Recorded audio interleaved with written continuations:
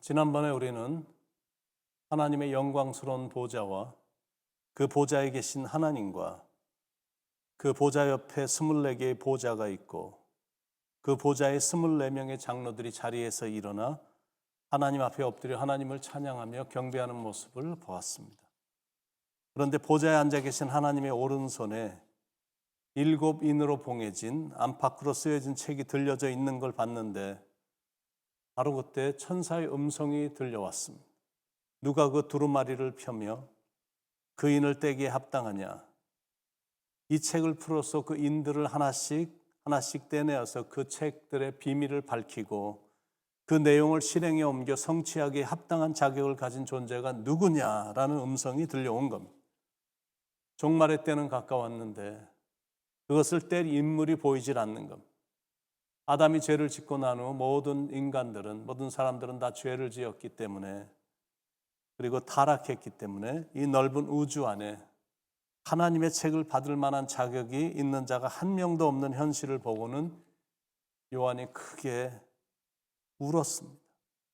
혹시 하나님의 계획이 지연되거나 유보될까 봐 안타까워서 운 겁니다. 그때 24장로 중 한 명이 요한을 위로했습니다.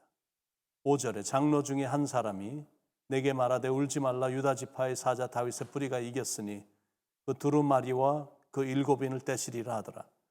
그 7인을 떼실 유대 지파의 사자 다윗의 뿌리, 그는 누구일까?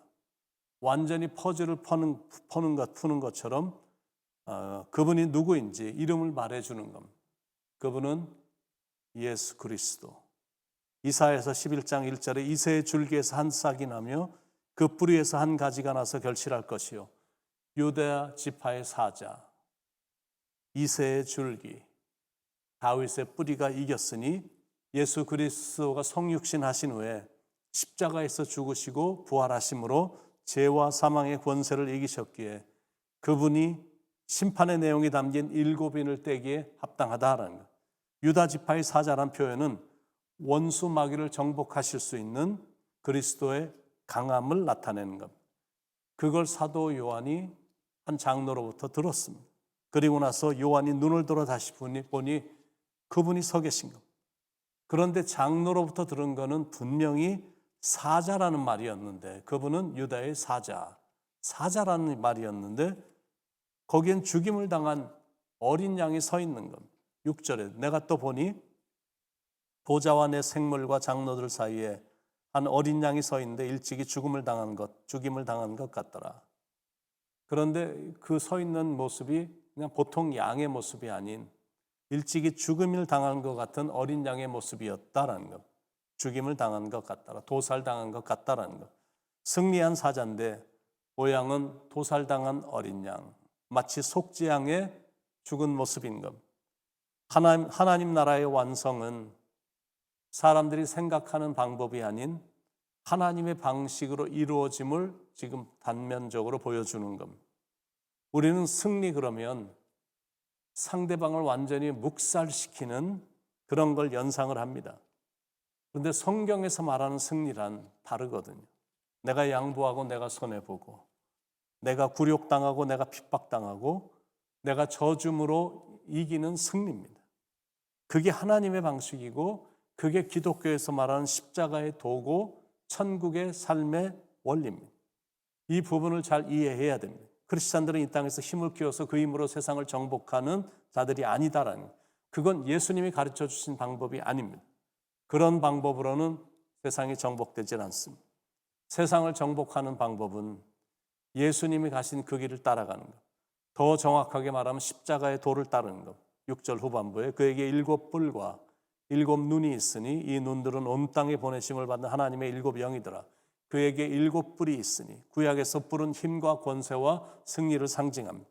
그런데 뿔이 7개입니다. 7은 완전수입니다. 7뿔이라는 것은 이거는 신적인 힘이고 전능함이고 하늘과 땅의 모든 권세를 의미하는 것. 그 다음에 나오는 말이 7눈인데 7눈이란 것은 성령을 말합니다. 이 눈들은 온 땅에 보내심을 받은 하나님의 7영이더라. 성령님께서 사역하심을 지금 말해주는 겁니다.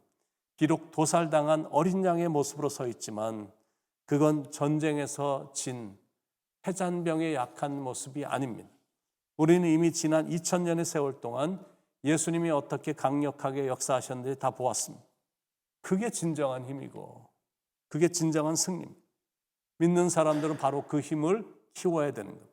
자기 자신을 죽여서 남을 살리는 십자가의 도를 실천하는 힘을 말하는 겁니다. 더 쉽게 말하면 내려놓는 겁니다. 그래서 신앙생활이란 내려놓는 훈련이라고 해도 과언이 아닙니다.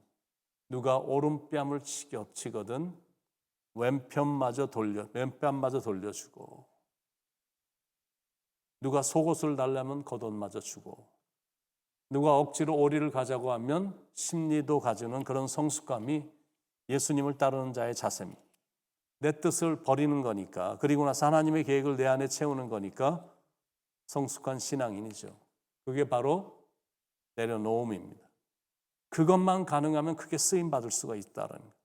그런데 어린아이들처럼 꽉 움켜쥐면서 It's mine, 내 거야, 내 거야 그러고 있으면 큰 사람이 되지 못하는 거고, 새로운 신비함도 경험하지 못하는 거고, 지극히 평범하게, 아니 초라하게 인생을 사는 것. 남태평양의 섬에서는 이런 재밌는 방법으로 원숭이를 잡는다고 하죠. 나무에 줄로 묶어놓은 여러 개의 야자 열매에 작은 구멍을 내고 그 안에 땅콩을 잔뜩 넣어두고 멀리 숨어서 잠시 기다리면 이제 원숭이들이 땅콩 냄새를 맡고는 하나 둘씩 몰려와서는 주위를 살피다가 야자 열매 그 구멍에 손을 쑥 넣고는 땅콩을 한 줌 꽉 칩니다. 그러면 숨어있던 사람들이 그냥 여유롭게 나와서 수고 전혀 하지도 않고 원숭이를 쉽게 잡는 겁니다. 원숭이들은 깨끗 소리를 지르고 펄쩍펄쩍 뛰지만 도망은 못 가는 겁니다. 왜냐하면 야자 열매에서 손이 빠지지 않기 때문입니다. 땅콩을 잡은 걸 그냥 놔버리면 손이 쉽게 빠지는데 이 땅콩을 내려놓지 못하니까 산채로 잡혀서 죽임을 당하는 겁니다. 한 줌의 땅콩과 자기들의 자유와 생명을 바꾸는 어리석은 원숭이들입니다. 여러분, 신앙도 그런 이치입니다. 내려놓음. 그것이 내가 더 손해보는 것 같고 내가 꼭 지는 것 같지만 그게 내가 사는 길이다라는 겁니다. 나를 내려놓고 내가 귀하게 생각하는 것도 주님을 위해서라면 내려놓고, 그리고 내 안에 있는 쓴뿌리도 아픔도 상처도 미움도 염려도 믿음으로 주님 앞에 내려놓는 겁니다. 그렇게 할 때 주님은 내 인생을 책임져 주신다라는 겁니다.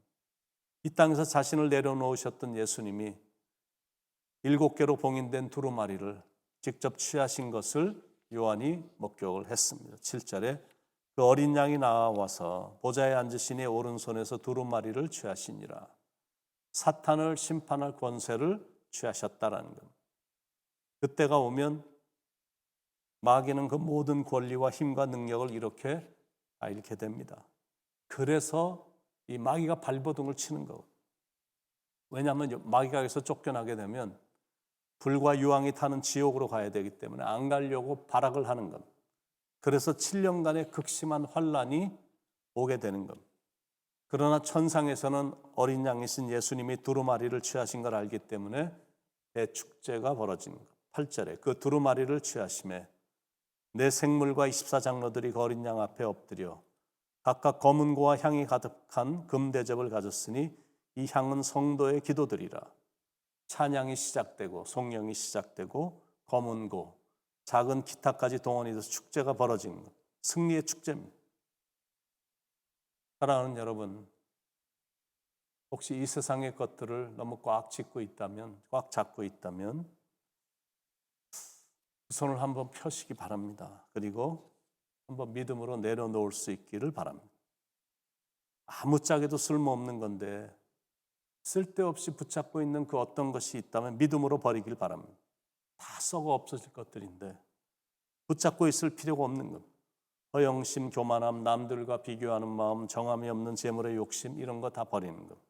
그런 걸 내려놓을 때 자유함이 느껴지고 진정한 감사의 고백이 나오고 행복한 삶으로 이어지게 되는 것. 그러므로 그동안 주인 삼았던 잘못된 것들을 이제 내려놓겠습니다라는 홀가분한 심정으로 앞으로는 살아가길 축원드립니다. 그래서 여러분 안에 자유함도 강력하게 느끼고 행복함도 느끼고 감사함도 충만한 참 좋은 인생이 여러분을 향해 펼쳐지길 예수님의 이름으로 축원을 드립니다. 기도하시겠습니다. 사랑하는 하나님,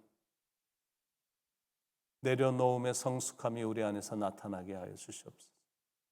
쓸데없는 거 붙잡고 있었던 거 예수님의 이름으로 내려놓게 하시고, 또 그동안 살아오면서 쌓였던 쓴뿌리들, 아픔들, 미움들, 시기, 염려, 걱정, 초조함, 우울함, 이런 것들을 예수의 이름으로 또 다 내려놓게 하셔서 그날은 분명히 오지만 그러나 구원받은 백성들에게는 좋은 일만 펼쳐지는 그런 순간이니 자유함으로, 행복함으로, 감사가 넘치는 삶으로 늘 살아가도록 인도하여 주시옵소서. 오늘도 말씀해 주셔서 감사드리며 사랑이 많으신 예수님의 이름으로 간절히 기도드립니다. 아멘.